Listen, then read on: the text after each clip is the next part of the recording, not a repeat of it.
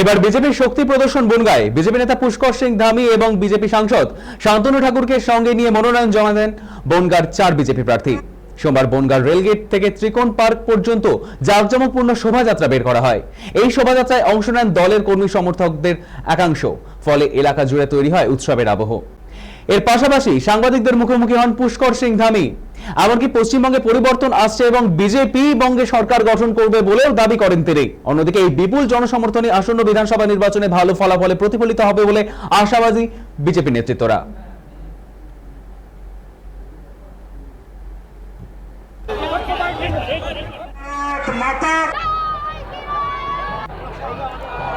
देखिए, जिस प्रकार का यहाँ लोगों का हुजूम सड़कों पर है, विजय तय है। इस बार यहाँ भाजपा सरकार बनेगी, डबल इंजन सरकार बनेगी और एक तरफ चारों सीटें जो भारी बहुमत से पिछली बार के तुलना में, इसलिए कि वो घुसपैठियों को और जो गलत वोट बना है, फेक वोट बना है, उनको बचाना चाहता है।